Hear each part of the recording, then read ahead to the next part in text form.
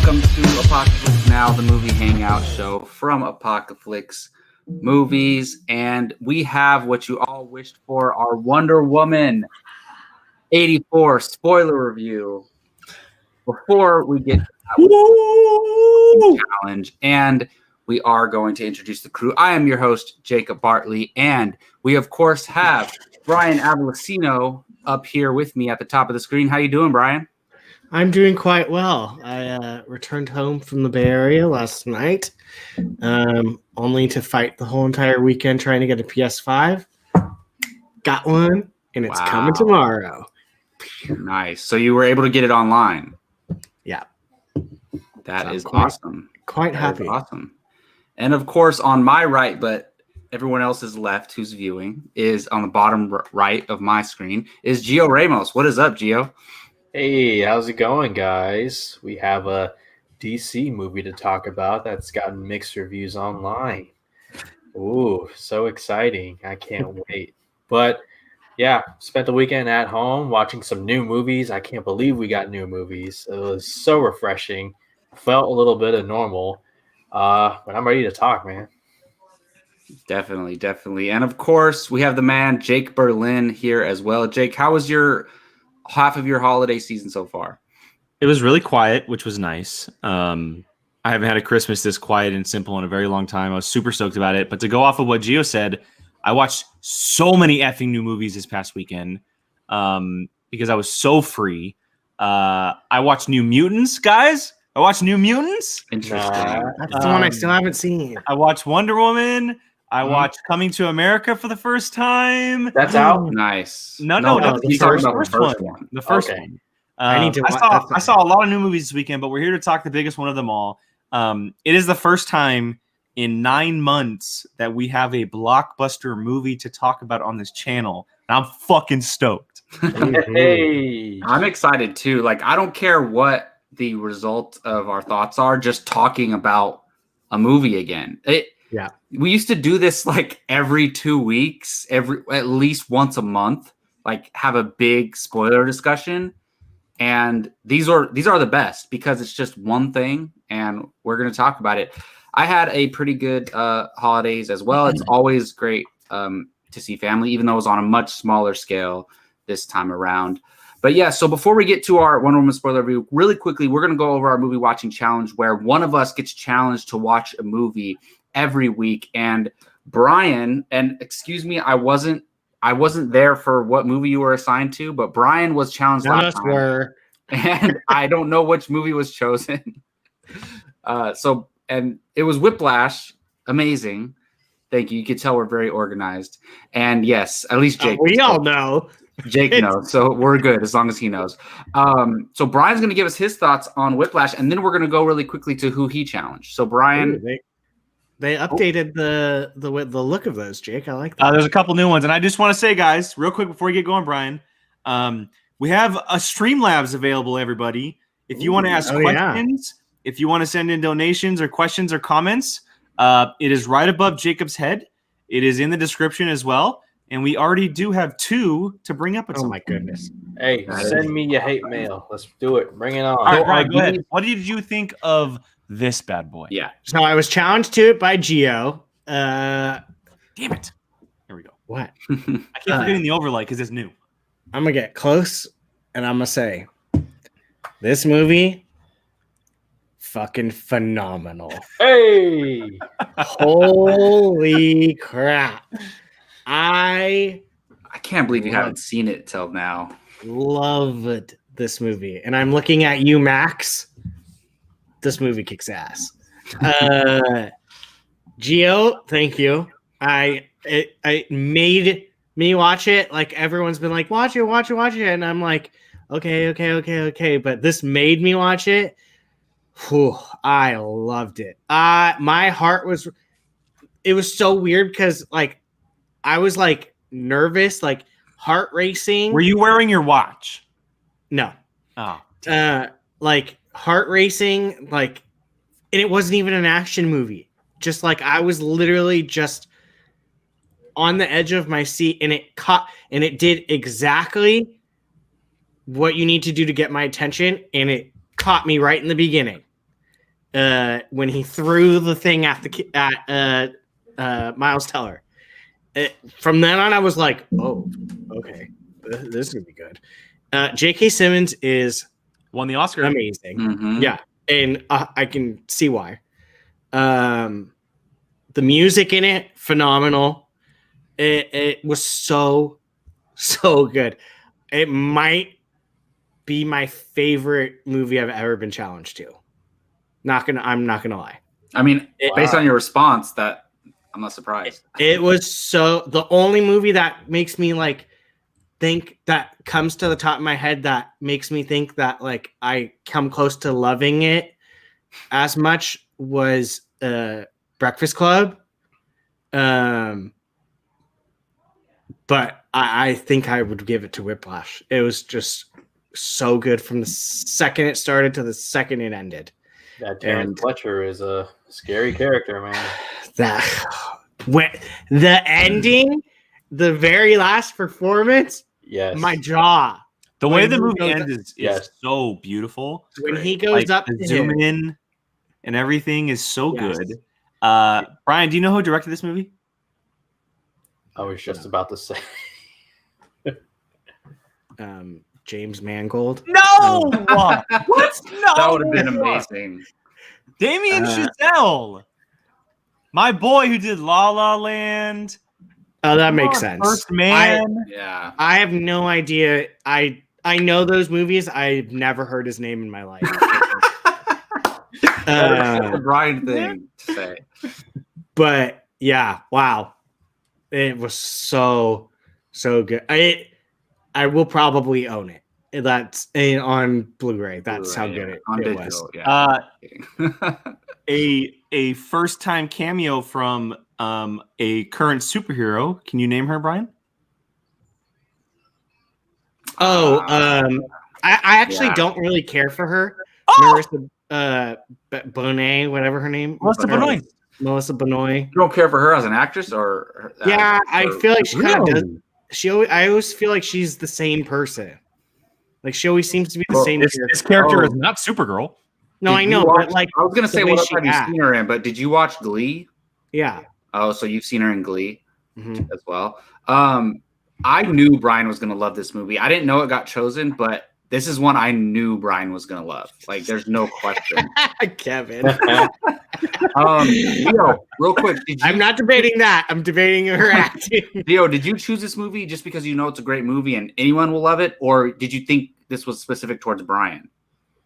It was a little bit of both. I know last time I failed miserably with Snatch, so I had to find a movie that was a little bit fast-paced in certain parts. A movie where it's a recognizable faces, and for one of them, J.K. Simmons, just a performance for the ages for sure. And yeah, Jacob, we caught this in theaters together, and I'm still high about it, man. This movie is incredible.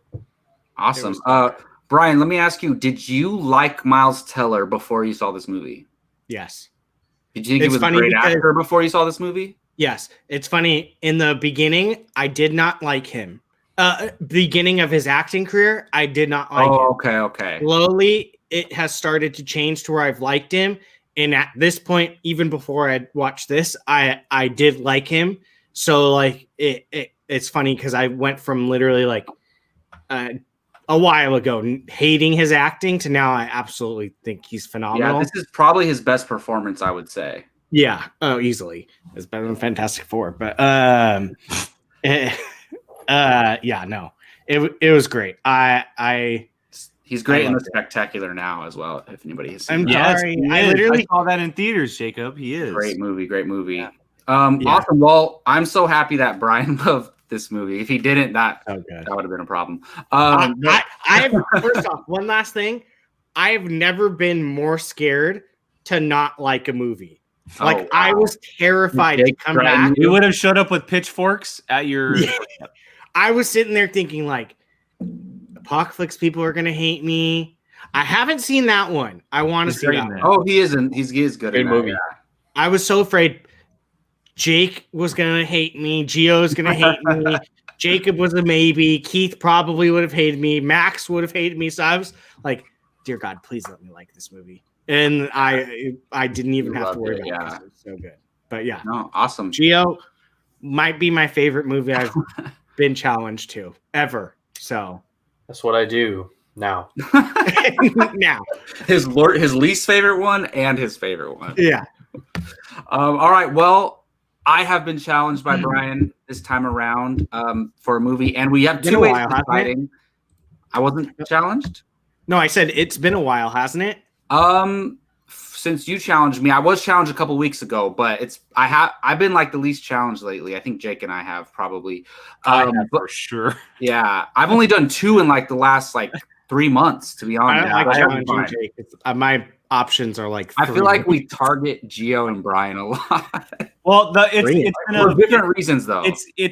So Jacob, you've been challenged. Now you have to challenge Brian again because we've been doing this Brian off, Brian off, Brian off. I kind of like it. So we have 2 ways of deciding which movie we watch. Well, first of all, everybody from the crew submits a film, and then either I choose a random number and I get that movie, or we put up a poll and I let the viewers choose. I'm gonna let the viewers choose this time. So why don't you guys let us know what movies we got? All right, Mr. Bartley, your movies that you have been challenged to are A League of Their Own. Perfect. I'm kind of jealous about. The Big Lebowski. Oh my God. You guys are like, let's take all these movies he hasn't seen that he needs to watch. Rounders. Another one. And Varsity Blues. Wow. Those that are is a great list, honestly. Those are all 4 of those are movies are like, I can't believe I haven't seen them. So I want you to watch a movie that I didn't pick, put it that way. No, that's happened to me plenty of times before. I knew. Well, Jacob, I want you to watch a movie that I haven't picked so effing bad. yeah. So, I know. I mean, just, private message everybody, Jake, and tell them what movie that is. And then, and that way they hit can up the choose movie. Snyderverse. So, Jake, I'm guessing we'll have a Kevin, he hasn't seen any of them. Nope. We keep a spreadsheet of films that all of us haven't seen. I mean, it doesn't have every movie ever on there, but it has a lot. And those are on there. So that's how they know. But, Jake, I'm assuming you're going to have a pull up tonight, tomorrow? Yeah, the poll will go up tomorrow morning. Awesome. It's already drafted actually to be scheduled, drop pretty early tomorrow morning, and you'll have a couple of days to vote. It'll be under a community tab on our homepage, but also if you're subscribed to the channel, it'll pop up in your descriptions, and you can just click vote on which movie you want to pick. Perfect, guys. Be kind. I mean, you can't go wrong with any of them, honestly. So I don't care. Should I just watch all 4 of them? Sure. You know what's so funny about that? I thought about this last week because I had been challenged for the first time in so long. I thought to myself, I'm challenged the least out of all of us. Maybe I should just pull a fast. You literally complained last week that I've challenged you twice in a row. Listen, okay, so maybe it was twice in however long, but I've been challenged the least amount out of all of us. I thought to myself, maybe I should just watch all 4 in one week because I'm barely challenged. Why not? And then I would just give you guys less options to choose from. We each spent 2 movies. I only have about 2 choices that I can pick for you. So, we're gonna have to update that list. Jacob, sometime. who do you think picked what? Do you even remember the 4 movies? Well, I know A League of Their Own, Rounders, Varsity Blues, and The Big Lebowski.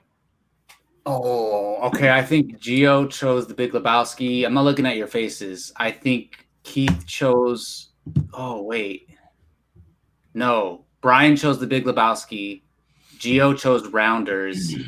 Jake chose A League of Their Own. And Keith chose Varsity Blues. That's my guess. But I am blank on foreign films, Rachel. You're right. Have you watched Parasite yet? No. What? You're waiting for me. Brian, I know you're not going to. Reaction, Jacob, I'm going to go watch it tonight. Yeah. You're supposed to wait for me.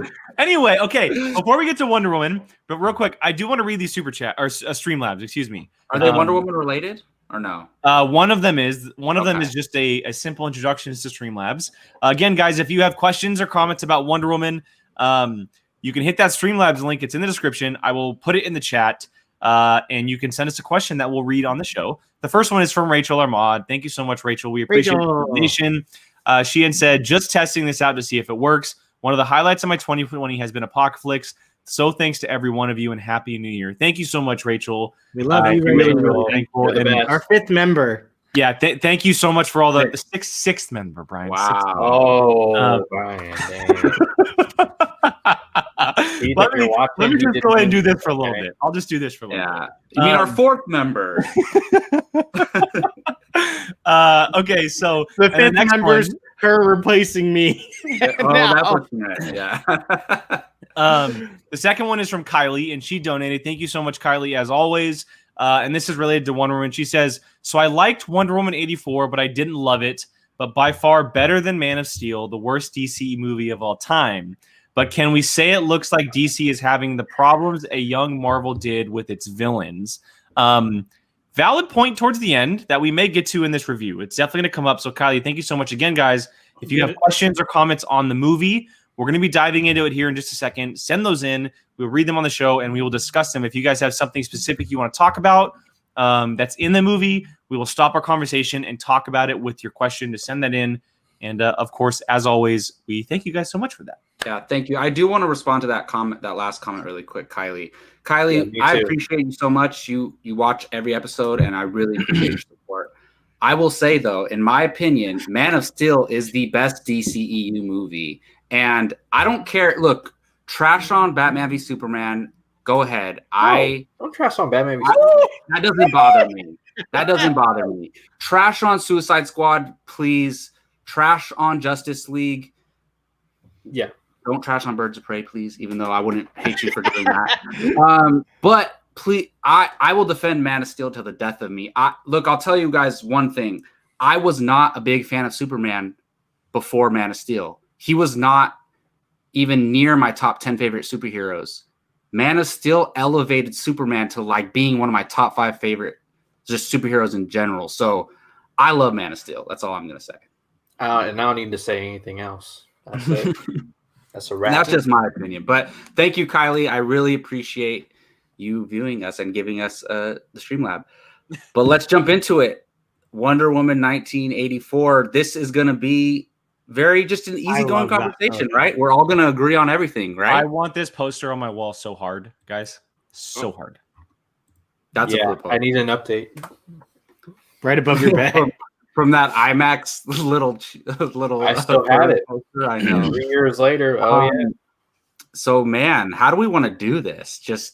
I think we should do a roundtable style. Maybe start with our initial reactions, and then kind of just give like a brief synopsis of how we felt going in and how we felt afterwards, and then we each go around and bring up something that we want to talk about. And again, if you guys have questions, the viewers, send those into the Streamlabs, and we'll stop what we're doing and talk about those questions and topics. But for now, I think we just go off of what we want to talk about specifically. No chronological order, just kind of bring things up at a time. I almost kind of want to go start with what we liked, and we can do that too. Yeah. So Jacob, if you want to shoot it around to the panel, go for it. Yeah. So I want to start with Gio here. I want to start with Gio here. Look, he's obviously a huge supporter of the DCEU, and we all love it to some extent, and we all love some of the movies in it. But Gio has been a big supporter. I mean, he has his own podcast dedicated to the DCEU. So and it has a brand new name, guys. It does. It's so fancy and cool. What is it?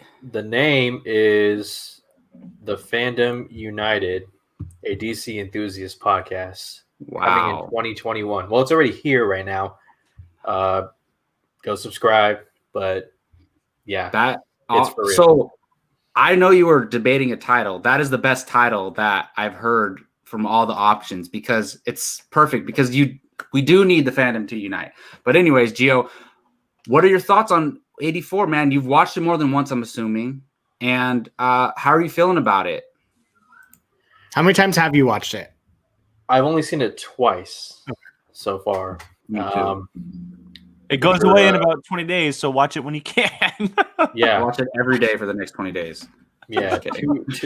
Twice for me, those are rookie numbers. I got to pump those numbers up. But, okay, so I think I speak for all of us when I say that we all saw it at home on HBO Max, right? We're in California. Yes. Yes. Okay. Except Rachel, she went to the theater. You suck, Rachel. I know, Rachel. What? So jealous of you, That's Rachel. crazy. Awesome. Okay, so I won't waste any time. Wonder Woman 1984 is a flawed movie, but also a feel-good movie. It's a movie that prioritizes themes and messages over the plot. And I summed this up on my review in my channel to 2 words: execution and explanation. And we'll get into all of that. I promise we will. But if I were on Rotten Tomatoes, would I give this a rotten? No, I would not. Are there things that are wrong with it? Yes, we are going to get into that specifically. But there are moments in this movie where, and I'm not the biggest Wonder Woman fan, but I felt so much joy, so much hope. There were two really specific scenes that made me feel very emotional. And if a movie is able to do that, that right there, it deserves, at the very least, some credit. A very feel-good movie that I very much enjoyed. But yes, there are problems with this movie. Yes, it did not live up to my expectations, unfortunately. You guys know this. That first 1984 trailer with the 80s music, for me, that was the most rewatchable trailer of last year because it was so good. And seeing what Patty Jenkins did with the first movie, I was really hoping that this movie would be like The Dark Knight, where like the second movie is like so much better. It didn't live up to those expectations, but I still very much enjoyed it, and we'll get into why. Awesome. Yeah, we're gonna get into depth on this thing, but Brian, I just want to hear your initial thoughts really quick, man. I kind of honestly, Gio kind of said it perfectly, in my opinion. Is it a fantastic movie? No. It's flawed. There's good and there's bad. It's not the best one and it's not the worst one. I do like the first Wonder Woman better still. That also plays into my liking of a good war movie, so that kind of is a little bit skewed. But no, Gio actually kind of said it perfectly. I was expecting Gio's to be a little bit different, but honestly, I almost identically kind of echo what Gio had to say. You definitely could tell that there was more. The plot was not driven specifically by like one thing. It was driven by like, well, how did you describe it, Gio? The certain meanings of like certain actions, themes, messages. Yes, messages. That's what the word I was looking for. Plot convenience at times. Yes, messages was the word I was looking for. There was definitely a lot of underlying messages that were shown and portrayed during this movie, and that may have made the plot in the main story like kind of take its hit. But again, I don't think it's the worst movie, and I don't think it's the best movie. It kind of sits right in the middle for me. Awesome, Jake. How about your initial thoughts, man? Yeah, I'm in the same boat, and I will say this though. After my first viewing, I watched it the morning of Christmas. Myself and Gabby were here at the house doing stuff, and I popped it on as soon as it became available. And that was the wrong decision on my part because things were happening. We were doing things, and I wasn't able to put my sole focus like I would in a movie theater. So it's not that I had a bad experience. I just didn't have the experience I wanted to have while watching the movie for the first time. And so my thoughts were not what I expected because I wasn't able to focus on what I was watching. I watched it again today since then, and my thoughts have definitely changed. I agree with what everybody is saying. It is 100% a very, very flawed movie. It is very flawed, but it is not bad. It kind of sits in this like mid-range. It just depends on what side of that range you're talking about. It's not better than the first. It's kind of mid-pack DCEU, maybe upper tier depending on how you feel about it. But it's also very weird because, and I'll explain it more as we get into it, but I can't explain why. I mean, there's one big explanation, but I liked so much in this movie, like so much, but there's something that's sticking out that doesn't feel right to me that makes me think that I don't like it as much as I should like it. It's really hard to explain, but I've watched it twice now and I keep thinking to myself, what is it about this movie that I don't like? And I can't really figure out what that is at this moment. Really? I know exactly what. But there's something there that is like, because I love everything about Diana. Love everything about her. I love what Kristen Wiig did with Cheetah. I love Pedro Pascal's performance. But there's like, we'll get into it, but there's just something that like is holding me back from saying I really like this movie because I'm mid-range. I really am just like this middle of the pack. It just kind of came out and I feel like it's just going to disappear, which sucks. Yeah, I mean, I kind of agree with exactly what you said, Jake. There are a lot of good things in it, and there's a lot of great pieces to the puzzle that are amazing, but the entire puzzle isn't amazing. So I wanted to love this movie. Like, same. You know, I'm trying so hard to love it. And that's the thing. It's not, you know, when Suicide Squad came out, people knew it was bad right away. Like walking out of the theater, some of us knew it was bad right away. But this one, it's not like that. I never once said this is a bad movie. To me, it's disappointing. And that's the best word I can use to describe it. It's honestly disappointing coming off of one of the best superhero movies in Wonder Woman. And then also in a DCEU, which that had gone on an upward trajectory. I mean, look, Justice League was a mess, but we had Wonder Woman come out. Forget about Justice League because it was already a mess. Like, it was too there was no way to save it, you know? But then you already had Aquaman being worked on and then Shazam. Wonder Woman, Aquaman, Shazam, all good to great in my opinion. They were on their way to yes. And then I thought this was going to be another move up, but I don't know. I'm disappointed, but I also really liked it. And honestly, I'm very forgiving for a lot of things. Like I'm usually the one in the middle, but I think we all kind of feel the same way, to be honest. I want to say this because I kind of want to start the roundtable off because I want to start off with something that we're going to talk about and then get to all the good stuff because I want to talk about the good stuff because it's a good chunk of the movie. And I have a lot. And Gio, I don't want you to feel like we're shitting on it because we're not. We're not shitting on this, but I'm just going to say this. I mean, right Gio was honestly the most pessimistic out of all of us so far. So I'm going to say, I'll say this and I'll start off this way. The screenplay is a disaster. Yes. Screenplay is the writing, the story is a mess. Yep. Okay. It's a very, very sloppy mess. And when I say that, I mean that, and someone had mentioned this in the chat, but the pacing of the film, the transitions between certain moments in the movie, how things are placed in the movie, character actions, progressions of certain things, a lot of it is very sloppy from a film standpoint. Now, like I said earlier, I love everything with Diana. I really, really enjoy Kristen Wiig as Cheetah. But as far as everything that is happening, it is a big, fat mess. And it sucks because the bones are there.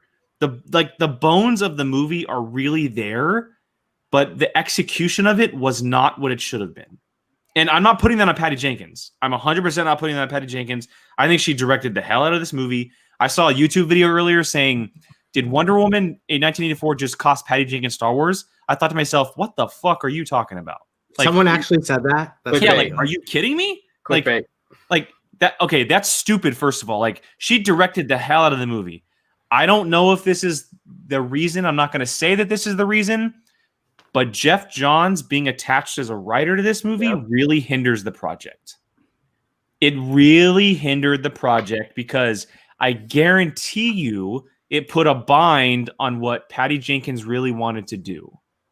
As not just a writer, but also possibly a director.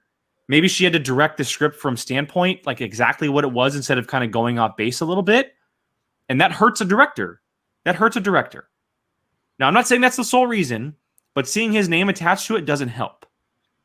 The script is a mess. It's not perfect. It's very sloppy, but Patty Jenkins did the best she possibly could with it. And it gave us a lot of great moments in this movie and character stuff for Diana herself, because ultimately, whatever happens with villains, side characters, we've talked about it with Marvel, DC, Sony, like villains are bad sometimes, side characters are bad sometimes. As long as the hero is good, it's a redeemable movie. Everything with Diana is fucking brilliant. Mm-hmm. Everything outside of it, that's a discussion to be had.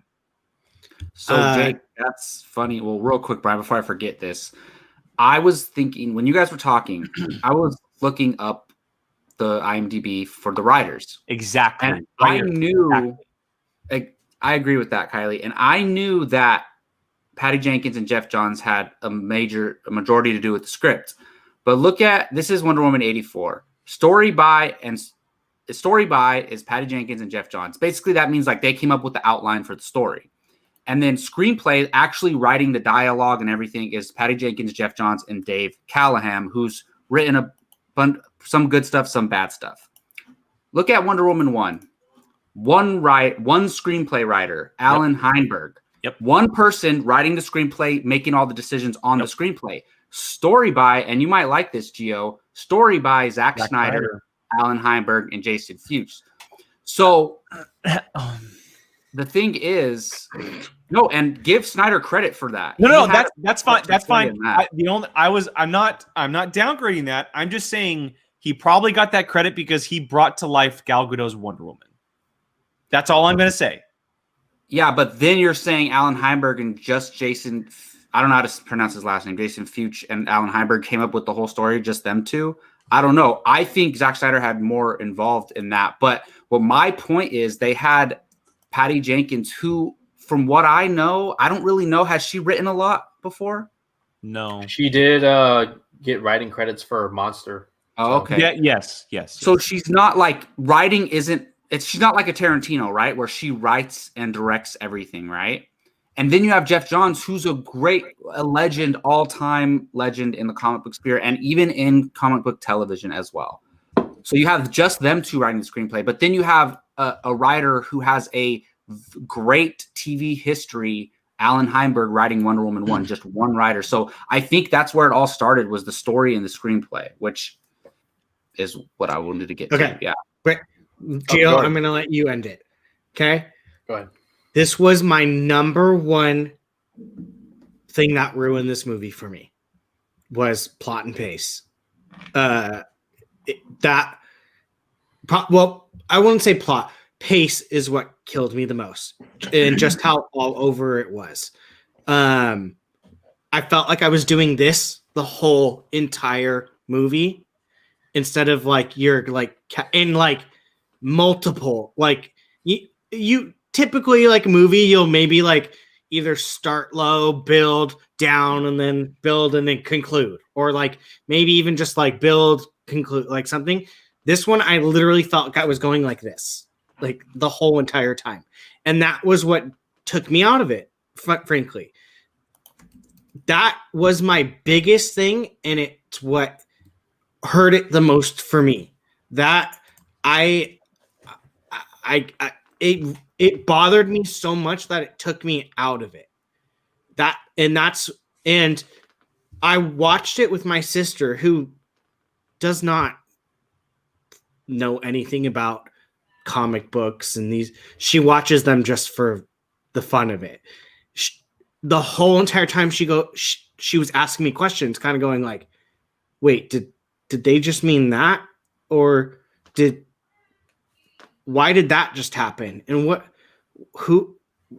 she was so confused. And so I'm sitting there going, okay, if I'm having trouble with it and someone that's just watches these for the fun, enjoyable like movie is having trouble with it, I know it's not just me being picky, because my sister loves Wonder Woman.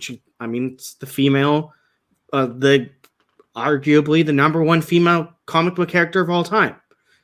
So for me to see her kind of going like, what? Like that's what kind of made me think, okay, it's not just me. Cause like I that was my fear. I'm like, is it me just being like annoying, being like, but the pace, it kind of being all over the place. Like I felt like we would just go from one place to another, then back to that place, then back to the other one, then to a new one, but then back to the original first one. And I was just kind of like, oh my goodness. Like we couldn't just like tell something, move on, tell something, move like it. That was my biggest thing. Number one, biggest problem for me, the whole entire thing. It's funny because I'm looking at my list that I have more likes than dislikes, but that specifically hurt it so much for me that it made me dislike more. So, yeah. Yeah, well, I mean, to your point, Brian, the first two scenes that open Wonder Woman 1984 are really fun. I mean, the Amazonian Olympics, which was incredible. I loved that. That was probably my favorite one, maybe even my favorite part. Yeah, I love that scene. I previously talked about it, but I love the Man of Steel opening scene where Jor-El is trying to retrieve the Codex during a time of civil war on Krypton. This opening scene in Wonder Woman 1984, in a year where we were robbed of the 2020 Olympics and got these Amazonians doing Olympics in competition. Wow. Like I loved that scene. I wish I had seen that on the big screen. And then the scene right afterwards where she's in the Wonder Woman's saving the day in the Great Mall. I mean, it's a fun... I loved that scene. I hated the actors, the robbers. They were I think, Brian, this is where it kind of just recently watching it for the first time, it's a massive callback to Richard Donner cinema. So I think that was a little Richard Donner's Superman specifically, and that's kind of the way they were in those movies. Okay, well then that's me just not knowing that. Yeah. Go ahead, Gio. Sorry. No, you're fine. And something that stuck out with that scene is how the movie kept cutting back to these little girls and how they were viewing this Wonder Woman character. And it's very much how I thought young girls that were watching this movie would feel. And this is the kind of movie that they wanted. After that, we don't get another action fight sequence or action scene until when she's trying to take down Maxwell and his guards. It's the highway scene in Egypt. The highway scene in Egypt, yeah. It was that long? Yep. Yeah. It's I have it mapped out on our dashboard. This is the next major scene. Oh wow. Yeah, and don't get me wrong. In between then, there's a lot of stuff going on. Some good stuff. I mean, we could talk. I guess there's a lot of good stuff in between that. There's a lot. Mm-hmm. Yeah, there's a lot. I mean, you're introduced to Maxwell Lord, who's somebody that I called very comical at first. I mean, he's dancing and wearing a mask, and that could be intentional because he's trying to win Barbara over and just get what he wants. So he's a smooth talker, a smoozer. Right. Con man. And then we're introduced. He's not a con man. What's up? Remember? No, Jacob called him a con man. I said he's not a con man because that one when he screams, "I'm not a con man."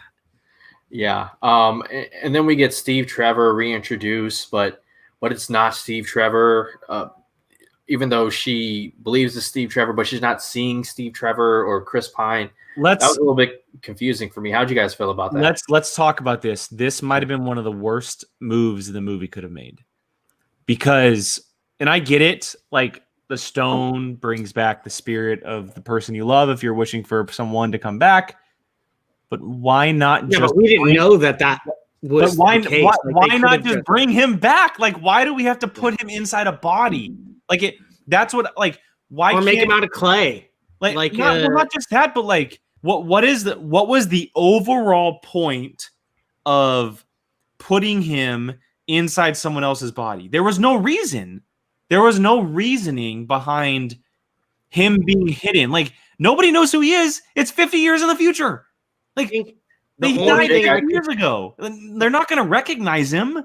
The only thing I could think of is, like, in their mind, that's the, like, realist way someone would come back. But why not just bring him back? Like, the stone could literally do everything. Yeah. But you brought someone back by putting their spirit in a body?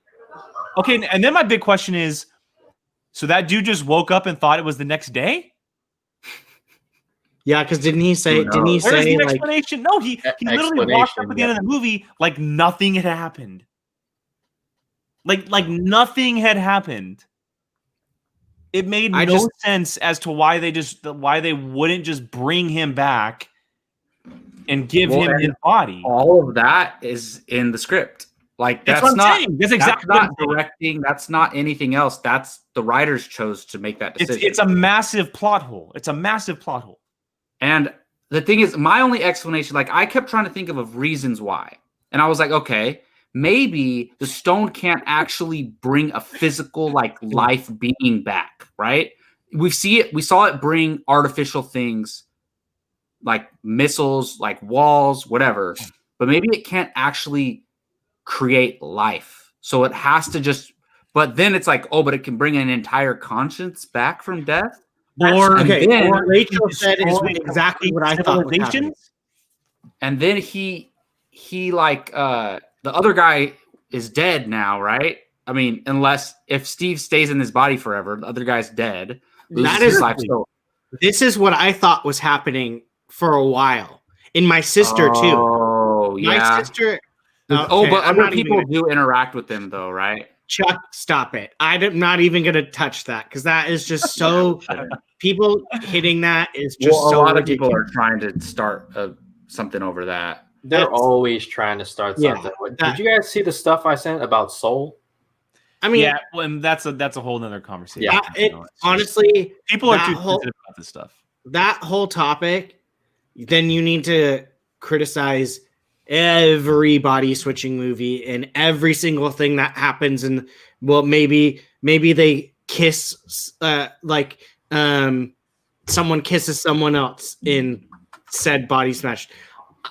I'm past that. I'm overlooking that. What I want to know is why did they do it in the first place? Well, why did they do? Here's the weird thing with this. This is so weird, and this is what I was talking about earlier.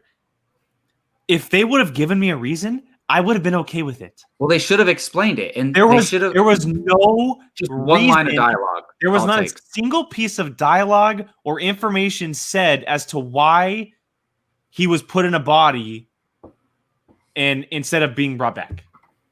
Go, Gio. Okay, so to that point, Jake, it's kind of a double-edged sword. Okay, so it's a lose-lose. You bring him back in his body, people are gonna not believe it. They're gonna argue or criticize it, whatever. If you do the way that they did, you get like what we see in the chat. But I think this movie several times it explains to us why Steve Trevor comes back. I mean, there's the scene where she's having dinner by herself outside the cafe, and then she looks up at the airplane. Yep. Like, yeah, it's been 60-something years, but clearly she's still not over it. And then you have this one opportunity with this stone. And again, she I believe that she's not even taking it serious, but she does it anyway, which is why maybe she would have, thought about the wish and be like, bring back the real Steve Trevor. But she's holding the stone and she's just, she doesn't say it. She thinks it. And yeah, who knows what her actual thought was. But again, too. I mean, explain that. There's 2 lines of dialogue. That scene that she was wishing to bring him back. Like that. Yeah, of course. But she could have do that. Wording could have been. All different. I'm saying is, like, whatever she said, if they would have given me a reason as to why he was in that body and not his own, I would have been totally okay with it. His body was blown up. I think that he should have just isn't Diana made out of clay? Hold on. So the stone can bring up a wall out of nowhere in Egypt, but it can't resurrect a body. You can't have it that easy. Okay. Okay. No, it created nuclear missiles out of thin air. I hear you, Jake. Jake, I hear you. Jake, I hear you, Jake. I'm not saying you're seeing things or the stone literally killed someone. It killed a woman in a kitchen. It caused the person to kill her. Oh, that's right. You're right. It made her have a heart attack. Yeah, the stone killed her. I mean, hey, she can bring the body back. Hey, he renounced his wish, right? Really? Yeah, but it had. But he's saying it had the power to kill people. Well, I think, and we'll talk about this, but once Max Lord renounced his wish, everything that hold on, the stone brought to life cows out of nowhere. Oh, thank you. Okay, if that's we true, don't know that it could have pulled cows from. He literally said they showed up out of nowhere. He said they showed up out of nowhere. It could have teleported them, possibly. Okay. It could have. We don't know, but what I'm saying is, he could have honestly been talking to his ghost. So I think there's going to be a lot of questions that come up about people renouncing their wishes and stuff like that. To me, once Maxwell Lord renounced his wish, every wish that he granted was then renounced. Because if his wish is renounced, everything that he did, being the stone, is taken back. In my opinion, because he was never the stone. I don't see. That's the thing that's kind of wonky with. That's how I see it. And I'm not saying that I didn't like the idea of the Dreamstone. I think that the mythology behind it, with the gods and how Diana explained it about the gods imbuing this certain universal elements inside these objects, right, is a really cool thing. I liked that. That was cool. The fact that there's items. Let's be honest. If they could do 7 movies and each one of them could be an object, and I'd be totally okay with it. That'd be so cool. I would totally be okay with it. But there was no rules set as to what the stone could actually do. So yes, Jacob, I kind of agree with you that once he said that, everything should have been washed away. But at the same time, Barbara didn't say anything. So is she still Cheetah? But the thing is, he didn't grant. Oh, okay. He granted her cheetah wish. He didn't grant her initial wish to be powerful and sexy. I know, but that's what I'm saying. Her apex predator wish. But that's what I'm saying. Is the stone, even though he's the stone, and that I think that wish, what he said was he's stopping to be the Dreamstone, but the Dreamstone actually didn't get destroyed. No, I don't think it did. And you know what's funny about that? Which means that everybody's wish still had to be renounced. Possibly. But here's the thing: the movie didn't explain that. That's what I'm saying. Yeah, it didn't explain it. So we don't even know if that's true. And not everybody who made a wish was watching the TV right at that time. So I assumed that the reason I assumed that the stone, for the most part, can't be destroyed. It kind of wipes out a civilization and then goes back to being a stone and then reappears. Wipes out a civilization, goes back to being a stone, disappears. Well, so Mars, yeah. Yeah, so had no one renounced its wish, everyone would eventually die or whatever at some point, and then Pedro, all the magic or whatever in Pedro Pascal would revert back to being a stone and so on and so forth. So that's what I took it as. But I don't want to sit here talking about. All right, well, some positives. We got Steve Trevor back, and let me tell you, seeing Steve Trevor and Diana Prince on screen together, he was great. Awesome. He was great. I talked about it in my review, but the roles were very much reversed from the first movie. You know, Steve Trevor is now the guy who's in this new world in his mind, and Diana Prince is now the expert.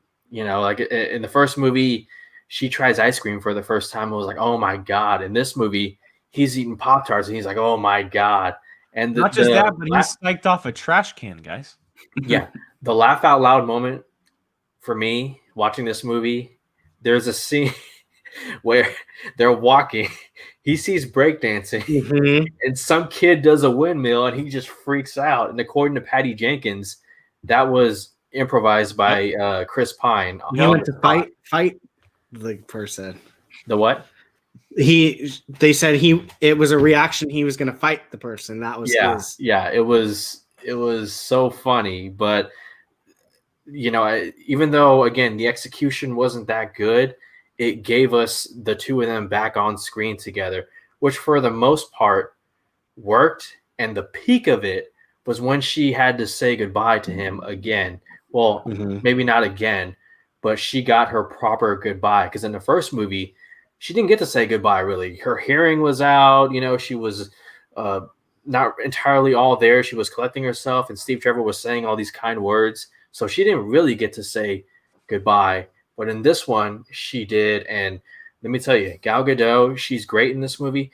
Her acting is never better than in that scene where she has to bring out that emotion to say goodbye once again, to say, I'll never love again.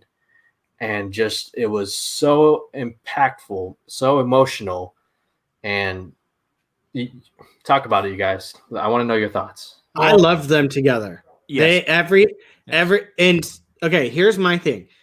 The thing that made the ending to me actually care was because of how good those two were with each other throughout the whole entire movie. Like, I literally felt sad when she's saying goodbye to him. Like, I'm like, no, like, I don't want him to leave, because I've enjoyed them this whole entire movie together. Like, I want to see him more with, just keep going. So that was great to me. I loved that part. I loved those two together the whole entire movie. She nailed it. I agree. She gets better every single time she does a role.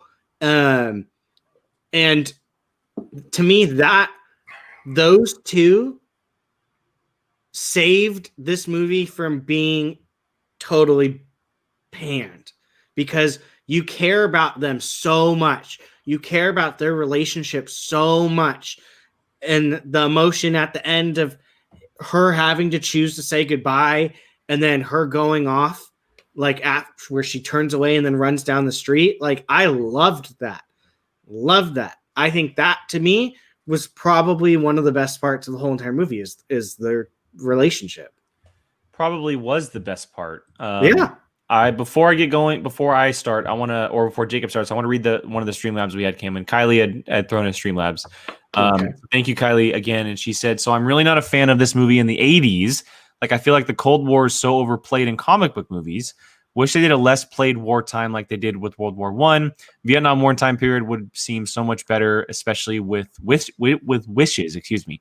Yeah, I mean, it's interesting because the Cold War aspect only came into play at the very end. It never really was like a major thing until the very end of the movie when all the wishes kind of went bonkers. But I totally see where you're coming from. The year kind of didn't really matter. It was more just that it was the 80s. Yeah.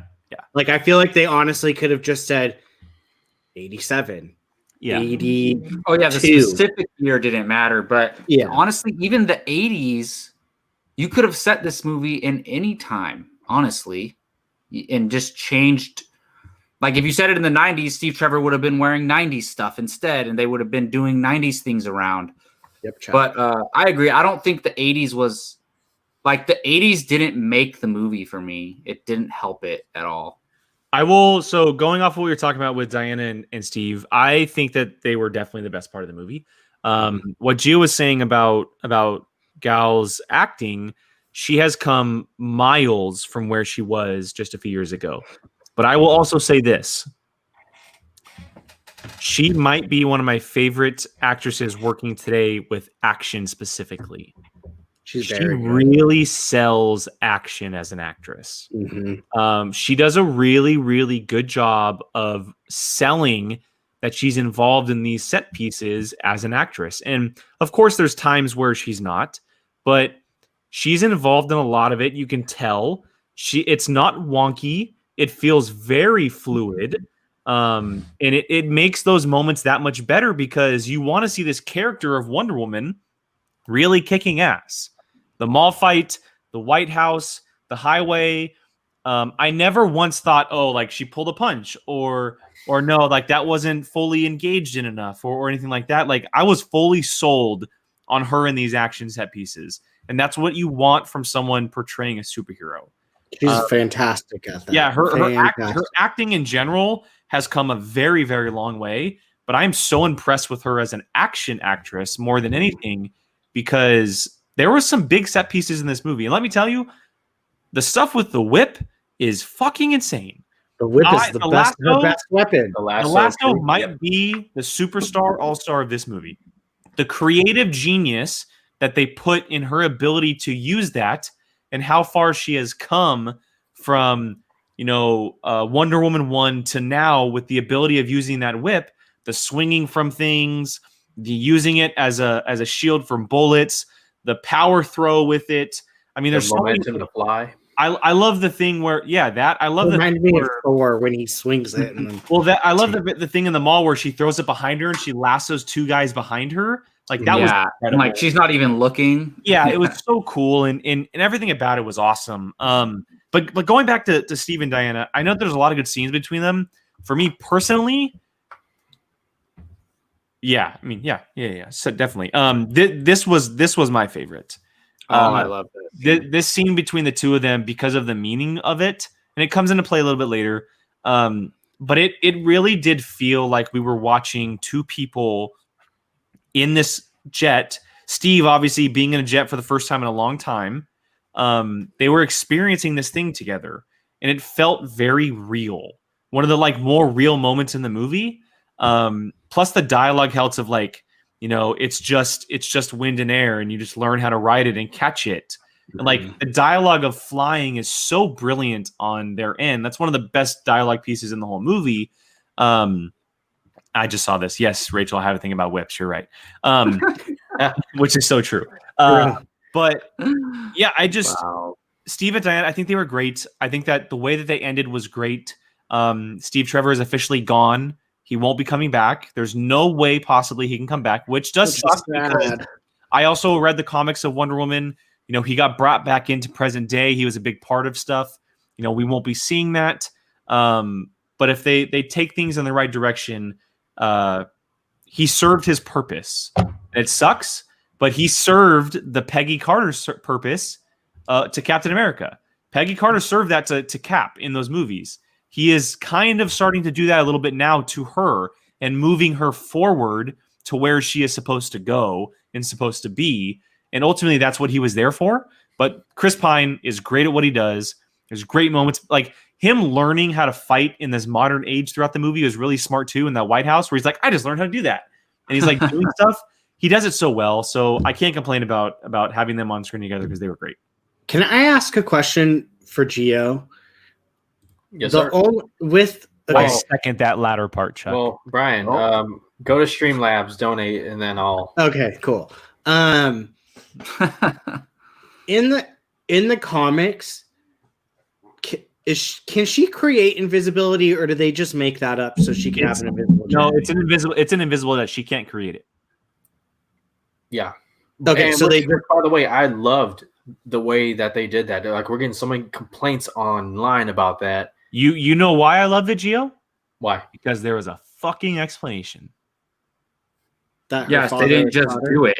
And the thing is, explanation doesn't mean full 5 minutes, just one line. She literally said while doing it, you can see her hands, and they put the invisibility in her hand as she's doing it. She's literally going, yeah, my dad did this to Themyscira. And then she goes, and I'm like, perfect. That's all I needed to know. And it worked. Oh. It worked, and I wish I'd seen it in IMAX. Yeah. So Brian, she had said that my father did this. To my sister was talking to me during this time. Oh, you didn't? So I didn't catch that. So I heard her say something about Zeus. One of Zeus's powers in this world is invisible. He's able to hide things, and he hid Themyscira by essentially touching it. And Diana has, over the last 50 years, as she said, been trying to learn the power, and she was only able to do it to a coffee cup, and she goes, I lost the coffee cup. I caught that. Okay, I caught everything other than the Themyscira. He did it to hid things. That just took it from, I was going to say, Gio, I hated that. Now I love it. because that's why I need to watch it again, because my sister I literally know the exact moment. She goes, Wonder Woman can make things invisible, and I was like, you just thought she did it out of nowhere. Yeah, like, I thought she literally said, my dad can do the this. explanation was great because she has some of Zeus's abilities because she's his daughter. That I got that. You guys remember? Did they say Zeus died when Ares? They never said it. Battled them. Remember when they give that history lesson? Do you guys think we'll ever see Zeus in a Wonder Woman movie? No. Maybe in the Amazonian spinoff, if that ever happens.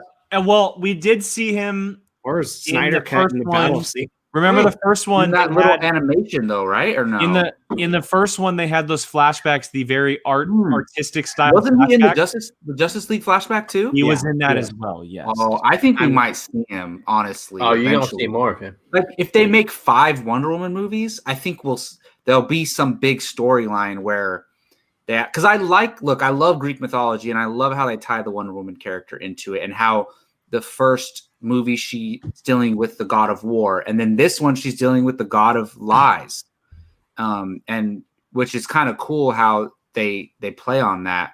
Maybe we're wrong. Then now that she said that reminds me. She said maybe they are dead.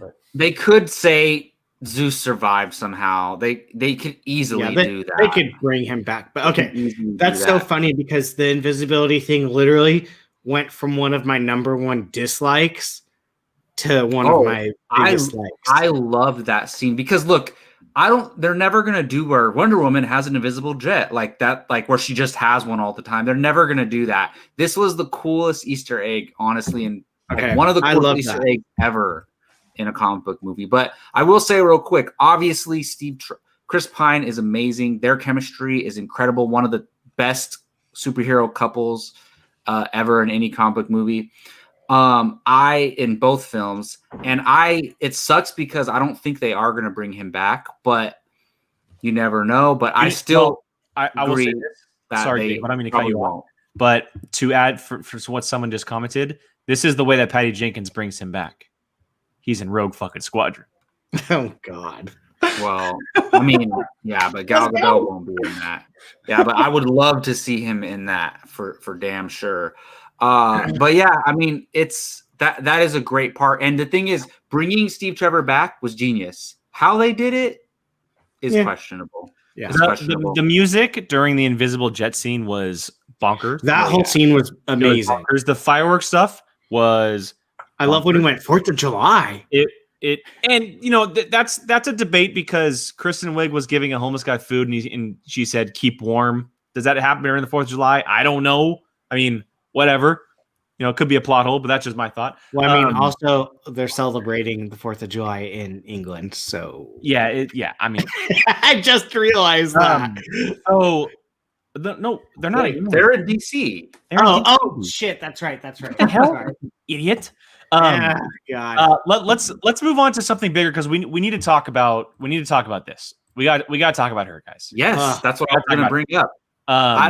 Look, she should have been involved more. The character.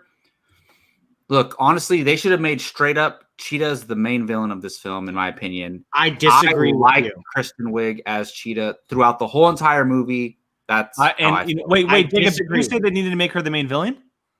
Look, the thing is, the reason why, like, they needed the whole Wishing Stone and Maxwell Lord and all that to bring Steve Trevor back, right?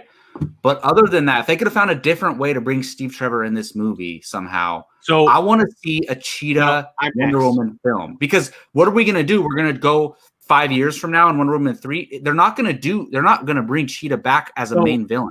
So hold on, Brian. Hold on. I'm going to say this real quick. Because you're going to take what I'm going to say. I know you. I agree with Jacob. I think that the plot of the movie did not require her at all, personally. Now, I said this earlier. I think Kristen Wiig fucking murdered the role. I think the look of Cheetah was great. I think that she is an awesome character. But Cheetah is Wonder Woman's big bad. Yep. It is her big bad. It is Spider-Man's Green Goblin. It is Captain America's Red Skull. It is her big bad. And I get it. this could possibly be a setup for her being a big bad in a future movie. Like, sure. But they came out and said that Wonder Woman 3 is going to be set during present day. 30 years from now, Kristen Wiig is probably like, what, in the 50s, 60s? I don't think she's going to age. I think they're going to say something. I think her first wish is stayed true. And the second one I will just say this. If they evolve her into a villain in the next movie, that's fine. She was a waste to me in this movie because she was so underused and she felt like she did not matter. She felt like she did not matter. Okay, I'm going to say it really quick before someone else says it. I wish they would have kept all the Barbara stuff and stopped after she says, I want to be an apex predator. And then she disappears. And then maybe number 3, now it's Cheetah. Because she, it's funny to me, going into this movie, from the second she was cast, I was like, horrible casting, not looking forward to it, blah, blah, blah, blah, blah. She was my favorite part of this whole entire movie. Cheetah. I loved her story from the second it started to the second she made that apex predator wish. I did not like when I love the fight scene, but I don't like the fact that they fight in the water. She's like, I'm sorry. I'm thinking she's going to die. And I'm like, really? Probably should have, but whatever. But I mean, if she's saying like, I'm sorry, and she shocks her, and then you see her like floating, and then Diana takes her out and she's alive, I'm like, just whatever. For hurting her, she's sorry. Well, yeah. She was just there so Diana, she was there for a fighting piece against Wonder Woman. That's what she was there for. 100%. Well, the thing is, if Cheetah wasn't there, she would have got to Maxwell Lord and ended it right away. And that's what she was there for, and I get it. But like we have been saying, she is Wonder Woman's big bad. Yeah. She is the number one villain of the character. I just want to. I agree with Brian. I agree with Brian. I think Kristen Wiig was brilliant. I also think she probably looked the best she's ever looked on screen. She looked incredible. She looks great. I mean, look! I'll pull up this picture, guys. She looks fire right here. When she walks into the party, I love the reaction of the retail store girl, of the retail store lady. Like, when she's like, "Oh my god, you look amazing." It's a bummer because there's moments with this character I think to myself, like, okay, she is this awesome character, right? Barbara, they're building her up to be this really like, sensitive girl who doesn't know like a lot of things. Like they're building this friendship with Diana. I get it. And then she gets like these powers. She feels a little bit more, cooler, a little bit more just powerful on her own. And then her switch happens out of nowhere. For me personally, it happens out of being a villain. Yeah, it kind of happens like randomly. And I have an argument for that. I agree with you. Look, okay, hold on a sec. Hold on. So she helps Diana. She goes on a run because she's just found out some information. This guy who basically, was on the verge of attacking her comes up to her again, which is fine. I understand the frustration she has. The next scene with her, she's helping Diana. Watch it back. The next scene after that scene, she is helping Diana. Yeah, but it's for ulterior motive. Well, just because the guy attacked the guy who was trying to assault her doesn't mean she's all evil now. I will also say, how did she know that they were at the White House? Anybody? Probably, I don't. That's nitpicking to me. That happens in every movie, though. I don't know. Why was she helping Max Lord all of a sudden? Because she didn't want her powers to be taken away. Yeah. Look, they're investigating the whole thing, and then Wonder Woman's like, we have to destroy him, and have everybody renounce their wish. And at that point, you see Kristen Wiig like looking around, like, oh hell no one's taking my powers away, and she disappears. Her being able to keep her powers is a big enough motivation for me for her to turn villain. I get that. It felt very sudden on my end. But she didn't know that it was going to come to her having to lose her powers until that moment. Until that moment, she didn't know her powers were at stake. Like that. So now she's like, she doesn't care about Maxwell Lord, but she knows I have to protect him in order to keep my powers. And that was it. So the number one villain of Wonder Woman became a henchwoman. No, I'm saying, yeah, I mean, that's what they did in this movie. But what I'm saying is that it didn't come out of nowhere. She didn't even become a villain. All she cared about was keeping those powers. And even when Wonder Woman says, renounce your wish, she says never. And so. Gio, but no, the movie did the character wrong, honestly. But Kristen Wiig did a great job. Here, right, we're going to do this. You guys know what? Oh, no. You guys know I love DC, okay? But it's time to give Barbara some tough love. Her origins, it's shit I've seen before. I thought immediately of Jamie Foxx's Electro in Amazing Spider-Man 2 and Jim Carrey's Edward Nygma in Batman Forever. Just, it's a character that's constantly stepped on, not recognized, not really respected, doesn't... Gio, I think she was a Tony Stark ex-employee too in this movie. Right? Might as well be. So, I mean, her origins were something that we'd seen before, and that annoyed me the most. However, her transformation throughout the movie, for me, were some of the best parts. The scene where she is at the gym lifting like 10-pound weights, and then all of a sudden she's powerlifting 400 pounds easily. I mean, one of the better parts. Her kicking that drunk guy's teeth in. I mean, just having the opportunity to do that. She's not handling it the best way, but I was rooting for her in that scene. Oh, of course. I'm told. I mean, the guy was the douchiest of douchebags you've ever seen in your life. Like, sure. I want to see him kick the guy's ass, but I just felt like it was at that moment. I felt like it was slightly quick on my end, anyway. And then the White House scene again, like this. The rules about this stone and how things are explained aren't the best, but we don't get this scene without that. And for me, it worked. Just Wonder Woman getting her ass handed to, not just because of that, but a full strength Wonder Woman would have taken Barbara down easily. So given the context, oh man, I'm thankful that we got that fight. And to you guys' point about, whether or not she'll come back, remember, her wish is, I wish I could be like Diana. Diana doesn't age. Mm-hmm. I agree. She could very well be, looking entirely the same, hasn't aged a day by the time the third movie comes, which will be set in the modern era. That is confirmed. Thank God. That's if she kept her first wish, which I think she did. She did. I think when she said I renounce my wish, it only did the second one, and that's very smart of them. But she never said I renounce my wish. So to your point, when Max says, they didn't show it, but it was implied when they showed her, and the cheetah stuff was gone. When maybe to the explanation that was said earlier, when Max says I renounce my wish, and everyone's wish that he granted all of a sudden went away. Well, let's stick with that explanation. Then that means Barbara reverts back from cheetah form to human, right?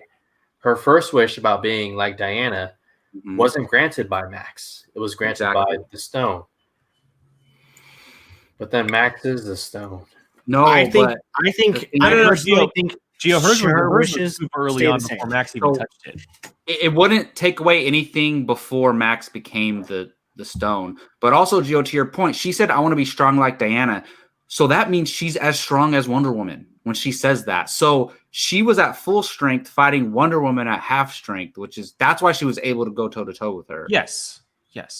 Well, I mean, yeah, but Diana is a trained fighter, so that if they were both at full strength, Diana would have won easily. The Man of Steel lesson, right? You can have all these powers and whatnot, but Hey, real quick, this is a really good point. Then Diana wouldn't have needed to revoke Steve either. No, that's to get her powers back. She's kept all of her stuff. She needed it to get her full strength so she could go fight Cheetah and take on Maxwell Lord. No, I agree, but Diana's wish was early on before Max too. That's all I'm saying. Yeah, well, she was like beat up. She couldn't have gone and fought and flew and fought Maxwell Lord and Cheetah like if she didn't renounce her wish. That was the only movie needed a villain. I mean, yeah, maybe not Cheetah, but you need somebody for Wonder Woman to fight. At the end of the day, it is a superhero movie. You can't fight Maxwell Lord. I agree with you, Gio. And like I said earlier, if this is a setup for her being the big bad in Wonder Woman 3, I'm all for it. Because this would essentially be like what Nolan was trying to do with the Joker in the Dark Knight series, right? Joker 2, Joker 3. That's essentially what he was trying to do. And I'd be down for it because she's supposed to be the big bad. She's supposed to be the big bad, and I would love to see her back. We do have a couple more things to talk about with this movie, though. We have two major things in my opinion. Well, I guess three, technically. One of them is the Golden Eagle armor. I love that whole story. The second is the flight, and the third is the post-credit scene. Before we get to those, I do want to throw these up because I have them and I haven't used them. But what do we think of her look? It was. I want shorter hair. You guys, go ahead. I dig it. I dig it. Jake, can you throw up the first one you put? I want that, except short hair and like slicked back. Really? Yeah. Like, nah. Well, that's kind of how it looks in the most recent comics with shorter hair. Yes, that's what I want. I like that. I don't hate it. I don't love it. That's so nitpicky for me, by the way. They had to stay true to Barbara's hair in the trailer. Looked better than it looked in the trailer. Okay, I did like when she was covered with the wings and Cheetah was clawing at her. So I want to because I want to bring this up. So I know, Brian, you had said the Golden Eagle armor. First of all, I agree with you. The story behind it was insanely awesome. I loved that. It was incredible. Like the look of it, the story, everything about it. My question is, why was Cheetah able to break stuff off of it if it was built from the strongest of Amazonian warriors? Because none of them were as strong as Diana, who is the daughter of Zeus, and unless they're all the daughter or son of Zeus. I assumed because she is. But at the same time, it felt very weird that they built up this armor to be the biggest thing like ever, and then Cheetah's just like wrecking it like no other. I agree with you. I was thinking that, but now I'm like, okay, they set up Cheetah to be very strong. Cheetah is essentially, as weird as it sounds, a demigod, kind of like Wonder Woman is. So I mean, she's a furry Wonder Woman. Well, that's where she gets her powers in the comics, which I hope they go back to. Like, I hope they do that in the future. We know that Barbara is huge into history. Mm-hmm. She's gonna try to find a reason to go back to what she is. I think she kept her power. She's gonna go research and find that Cheetah god, and then get the Cheetah powers back too. Yep. Agreed. But I'm with you, Gio, on this. Like, I don't care as much about this. Like what they're saying. Like why is she able to break it doesn't bother me at all. I love the part when it's damaged and she just goes and it falls off. I love that. The only reason why I was saying that is because it felt like the armor was being shattered so much, it just felt like it was unnecessary for her to wear, which is why I bring that up. That's the thing. I don't think she needed the armor at all in the first place because she got her full strength back before she went and fought Cheetah. If Barbara was just going to wreck shop to it, why even put it on? Like, that was like symbolism. Because it looks freaking awesome. I'm with Gio. I get it. Look, the armor looks incredible. Like, I think it's awesome the way she flew in and everything. But at the same time, we have to look at it from a different point of view and be like, well, what's the real reason of her wearing it then? Jake, can I do the other picture that you had? Man, I can't wait to review the next Marvel movie. You know, we're gonna. This one, I love. I threw that one up already. I know. I just like it. Gio, I'm not shitting on the. I'm with you. I love every single thing. I'm just diving into it, and I'm just trying to understand it all because, like I told you guys earlier, I was very confused by it all. And the armor was one of them because I thought to myself, like, look, it looks incredible. The story is incredible. I think that she uses it very well, but at the same time, like, did she really need it? I don't care. Did Captain America need his old 1940 something outfit to go fight Shield? That's not God's armor. I'm just saying that. Like, I'm not comparing this to Captain America right now. And I can't believe I'm asking a legitimate Soldier. question, dude. Like, I'm just trying to get to the bottom. Like, I'm legit trying to get to the bottom. Keep going. No, I'm just kidding. I love Winter Soldier. I honestly, truly think for what Jake is saying, the people that Artemis fought were not as powerful as Cheetah. Well, they were regular men. They were regular men trying to take the mascara. They might have been a little bit stronger, but they are not strong enough. They are not gods. Otherwise, they would have overrun Artemis. Now, you throw someone like Wonder Woman level of power, they probably would have beaten the shit out of Artemis, and it wouldn't have been as much of a fight. Cheetah is next tier to those Spartan-looking people. So I think, personally, that's why it got destroyed. And I would like to say, months and months and months ago, I said that armor would literally be used because she would claw her. And that was exactly what it was. Yeah, maybe it shows how powerful Cheetah. Well, that's the point, I think, is what they were trying to show how powerful Cheetah was. Because Cheetah was, one, as strong as Diana. Mm-hmm. Two, made an apex predator given the extra power of the Cheetah powers. So I guess she's just super powerful. Like, I don't know if she would have... Did she hurt Diana at all? I don't remember. Like, I don't think she hurt after she got her full strength back. I don't think so. I think it was just like Diana was willing to get electrocuted in the water. And yeah, but it didn't affect Diana. I don't know why it affected Diana and not. Yeah, that was the one thing. Why it affected Cheetah and not Diana. I did wonder that. Again, I didn't care enough for it to bother me. I did wonder how come she didn't. And plus she's wearing metal, whereas Cheetah was not.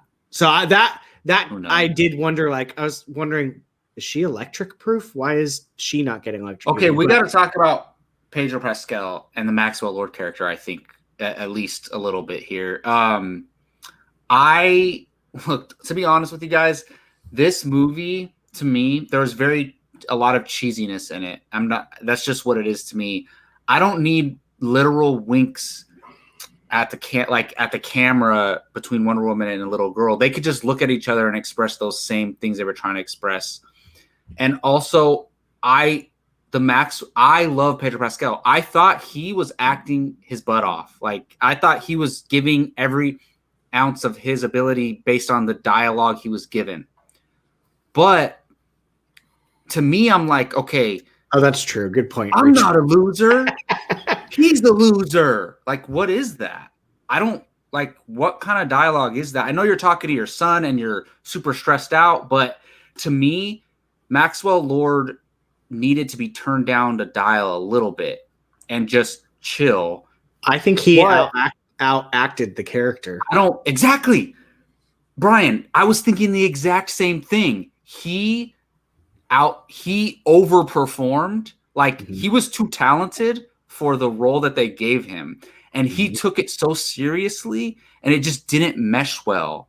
And I thought the storyline was good with him, like how he's corrupted by the Mind Stone and all that stuff. And I love the stuff with his son, even though the line where he says, "How many weekends do I have?" That like cracked me up. I was like, that's such an asshole move, but he's obviously corrupted and everything like that. But I don't know. I'm torn on the character because I love the actor, and I could see that he was giving a lot of effort, but I just thought they could have done the character better. I am with agreement with you on there. Again, I love the message about fatherhood and how fatherhood saves him.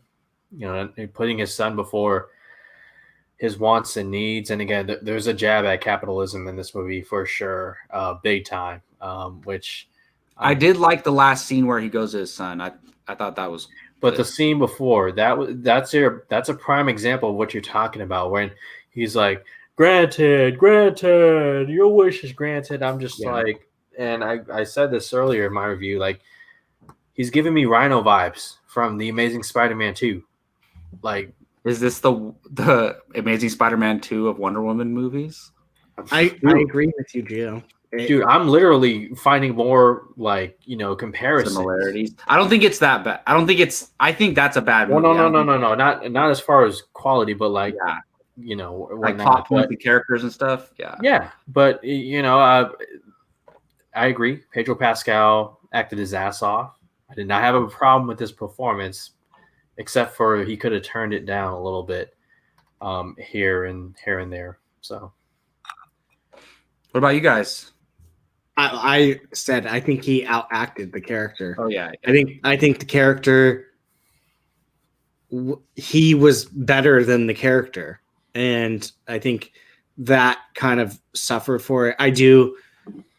I wonder if they told him to be super 80s over the top for his villain, because I think they did. I think they approached this movie as they're making an 80s movie. Yeah, so I think maybe that, but yeah, I just think he like the character of Maxwell Lord was here. He went above the character. Like I felt like I was watching Pedro Pascal play an awesome role more than him playing the character of and Maxwell Lord. Not because I'm biased because The Mandalorian, but like I love him in everything. He's great. He was great in Kingsman 2, which wasn't a great movie. Like he's been good in every single thing I've seen him in. So I'm excited for what he does, even like outside of The Mandalorian. Jake Berlin. I think that he was the only example of an 80s theme in the film. Outside of some wardrobe choices and the art scene, art/dancing scene, he was really the only example of it being an 80s movie, and so they relied on him for it. And I think that's kind of what happened. That's a good point. Did you like the character? Yeah, I like the character. I like you guys said, I think Pedro Pascal outperformed the character. I think they did more than what he wanted, what they wanted him to do. But like Brian said, they probably asked him to do it, or maybe that's what the script called for. You can clearly see that he's having a lot of fun doing it. And so it's just a product of, request or script writing, or like I said, I do think that personally, he was the only true example/theme of 80s in the movie. Outside of some music notes inside the movie itself, there's not really a lot of 80s stuff that happens outside of like just seeing random technology or the way that cars are. He's the prime example of it being a 1980s movie. So, yeah. So, is there anything else that we didn't touch on that should be mentioned? Oh yeah, her flying, beautiful. Yeah, that was amazing. I don't care what anybody says. That moment was amazing, and I don't care if lightning bolts don't stay solid for that long. Look, if you think about it, Zeus is still alive. He's throwing those lightning bolts so his daughter can swing on him. There we go. I kind of like that. That's nice. That's He's helping her out. I just liked how it went from Steve telling her, Steve and her's little conversation to her actually doing it. And it almost kind of just looked like she felt like she was free when she was doing that. Like she just like everything. She just kind of like was like, all right, everything's going to be okay. Kind of like when she was flying and doing that. It's funny because I got Thor vibes of her. It's not the fact that it's like Stan Lee said a long time ago, Thor doesn't fly. He's propelled. And do you guys think like she actually flies, or does she get herself elevated and she's just like strong enough to like hold herself up and glide, right? Yeah, she's essentially gliding from the propulsion of the wind. I will push back on that a little bit because of what is actually said. It's riding and catching air. is what they describe flying as. Yeah, she's gliding. technically riding and catching the air that's happening. Yeah, but she's not the one like Superman where it's. That's yes, maybe it's not one of her powers, but I will say that she's flying more than gliding because Can she get in the air without? Well, Yeah, the I'm funny saying- thing, everybody says she didn't fly before this, but in Wonder Woman, she gets up in the air before when she's fighting Ares. She just goes up like this. In DCEU canon, before this movie, she had never flown. Yeah, she but what can is leap. that in Wonder Woman 1 when I think she's it's more fighting Ares and she just jump. goes up straight in the air and Yeah, like blasts him? It's a massive jump in that movie. But she does have flight in the comics many times. Yeah. That's one of her powers. It's kind of a back and forth thing between iterations of the character. But I personally think that she's flying.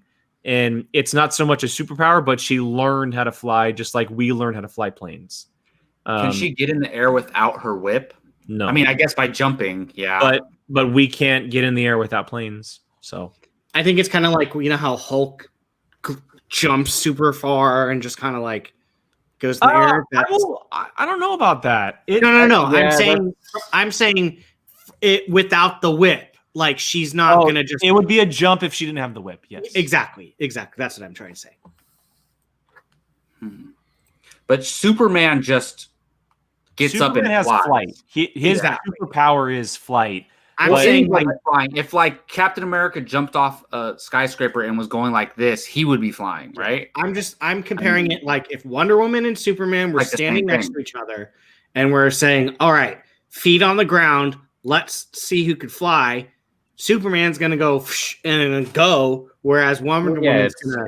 It's no contest. It doesn't even really matter. I was just curious because to me, she needs like something to get her going, and then she's flying. Yeah, I take it as an iteration of literally her whip is our airplane. That's what I take it as. yeah. I mean, it And gets we her up can't fly there without airplane. She going. can't fly without her whip. It's like Thor with his hammer. Yeah, Thor flies, but he's not flying. He's essentially hanging on a ride with his hammer. It's very similar to Thor. Yeah, makes sense. Hey, speaking of Superman, anybody catch the Beautiful Lie? Oh yeah, The Beautiful Lie theme. yeah, it was good. Oh, it was during the end, right? And at the end, as she's talking to Maxwell and really the whole world. How do you guys feel about that?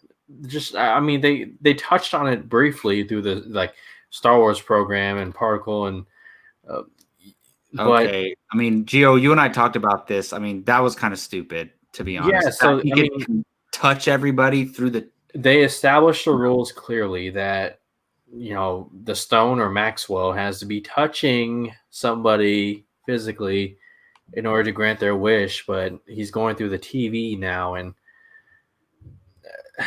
I don't know. Like that was tough for me to buy. How'd you guys feel about it? Wait, real quick before we move on to that, everyone's okay with the Martha theme coming in? Am I the only one that hated it? Wait, the what? Say that again. The what? The Martha Batman v Superman. Was it the Martha theme? I didn't catch it. No, nobody caught this. No, I did, but what? How I don't is pay it? attention enough. Is it to only the Martha theme though? It's the Martha theme in Batman v Superman. So that's the first time it ever. No, but it's appeared. played. They call it the Martha theme. I'm not making a joke right now. Like I'm No, not. I'm saying I'm not in making that a dig at Martha DC theme. Is that the movies or first time anything. that score Like, appears?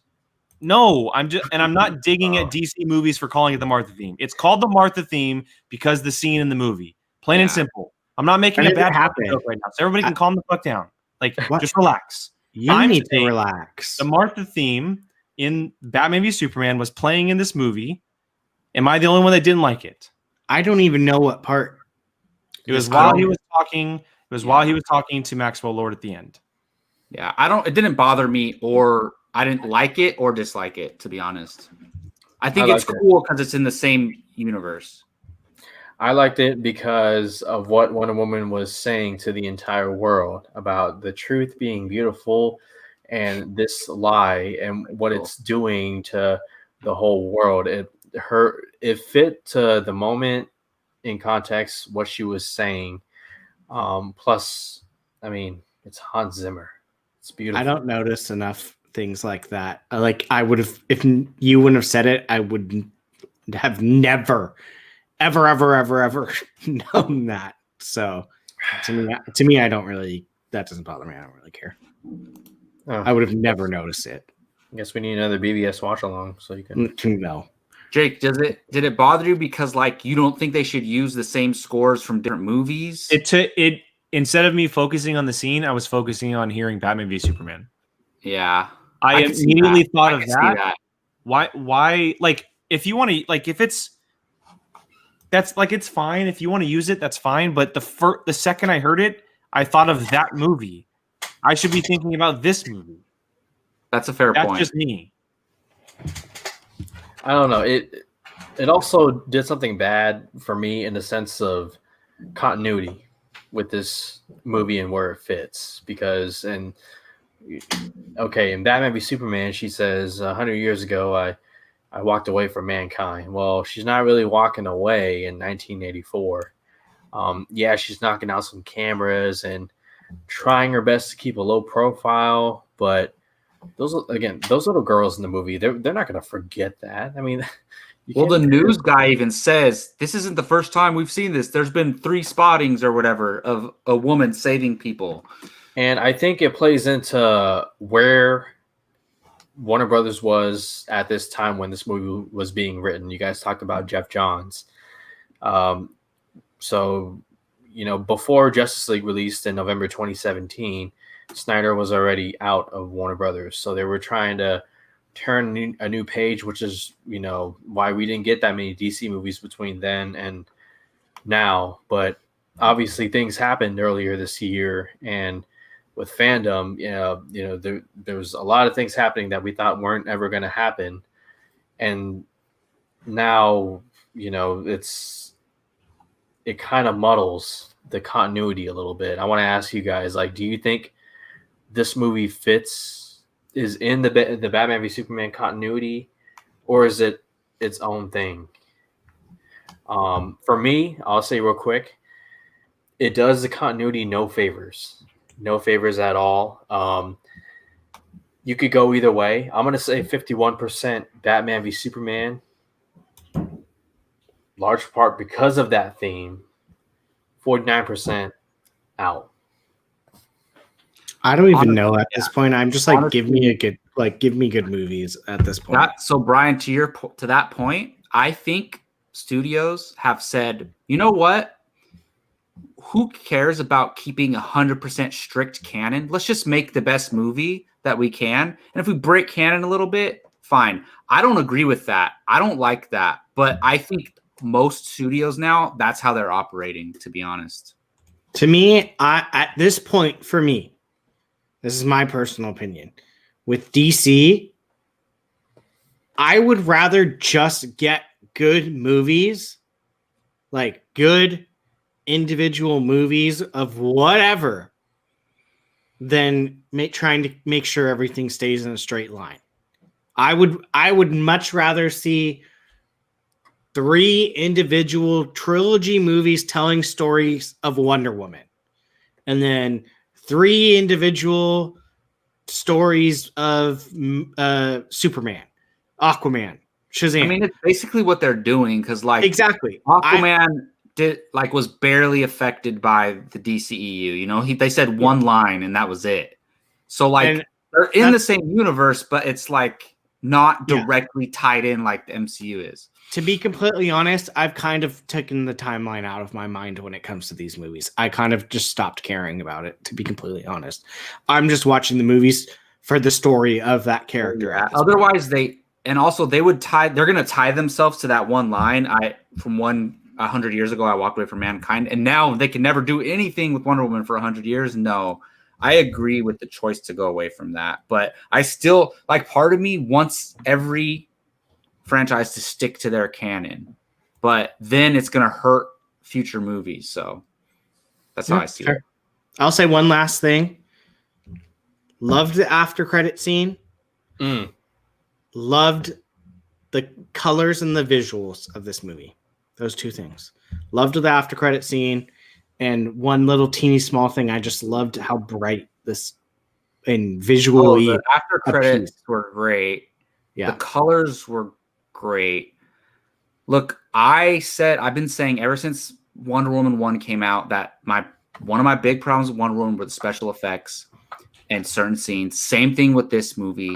There's terrible special effects in this movie, and not throughout the whole movie, but like in like 25% of the scenes where they're using heavy CGI and special effects, there's really bad CGI. And I don't understand it, because when you can have a Star Wars movie or Infinity War where everything 100% looks absolutely incredible, why do these movies come out? And MCU has done it too with Black Panther when they're falling and fighting. That CGI looked terrible too. Why can't they do great special effects? Like, I don't understand whose fault that lies in. The individual guys working on it or women working on it. I don't know. But did you guys notice that at all? Did the special effects stand out to you at all as being bad? Not enough to bother me. If there was, I didn't really notice it. It happened in Wonder Woman 1 and 2, to be honest. Also, keep in mind this movie was made for the big screen. No, and that's the thing too. Like, but the thing is, for me, when I saw Wonder Woman 1 on the big screen, is where I started noticing these problems. And that's the thing. When you see a movie for the first time in theaters, it's going to look way different. Is the thing. So I don't know. When you can make movies where everything looks incredible, I don't think there's any excuse for bad special effects these days. So, but that's just my opinion. Any last thoughts, Gio? Is Wonder Woman 1984 a bad movie? No, it's not. A lot of emotion in the movie, thanks in part to performances from Chris Pine, Gal Gadot, Pedro Pascal. A lot of strong, important messages and themes in this movie. Unfortunately, it takes away from the plot. But hey, look, I wish I were a lifelong Wonder Woman fan, because they are absolutely loving this movie, and that's great. Keep loving it. Don't let anyone else's opinions change it for good or bad. For myself, I really enjoy this movie. I intend on watching it embarrassing number of times before it goes off of HBO Max, unfortunately. Feel good movie. Oh, God, don't do that. I will give it 6.5, maybe 7. In that range. Yeah. That's so after my first viewing, I said 7. And now I'm hovering around 6.5. I'll go. But I like it still. I'm gonna go 7.5. That's fair. 7.25. Oh, we can do like 6.75. I changed mine. No, and honestly, we talked bad about this, but I think I could speak for all of us. It's because we care about these movies and we want them to be great. And Absolutely. So when there's things that are wrong in them, we want to talk about those more. There's a ton of stuff that we liked in this movie, or that I liked in this movie. Mm-hmm. But the bad stuff stands out to me more because I want that stuff to be better. The good stuff, I'm like, yes, I enjoyed it. Give me it all. So I did enjoy this movie, and it was so nice to watch a big, like, high profile film again. It really was. And to watch Soul again the next day, it was nowhere compared to the movie theaters, but it brought back those feelings again of like, ooh, we get to talk about this. So I still really enjoy that, to be honest. Right. Any last thoughts, guys? Go watch it if you haven't seen it. Oh, I mean, I hope you're not watching this. Come back on Thursday, because we're going to talk about Soul. So, Rachel, you got till Thursday. Yes. And real quick, the Wonder Woman character is incredible in the DCEU. I love Gal Gadot as this character. Jake said it. Her physicality is amazing as the character. She is a great Wonder Woman. And I think Wonder Woman 3 and the character in the DCEU is going to be amazing going forward. And regardless of what happened in this movie. Yeah. Yeah. All right. Well, I'm sure that's not the first time or the last time we're going to talk about this film. We definitely will be talking about it again here and there. And we're also going to do a Soul review sometime later this week. I'm hoping hopefully tomorrow, but we're trying to get it up on Thursday.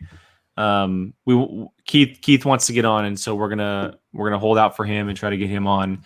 If not, it'll be released on Tuesday at the latest. And then next week as well, we will be doing another Mandalorian season 2 review. So look out for that. Oh, touche. Rachel made a good point. That is New Year's Eve. We'll try. It might be recorded pre-hand.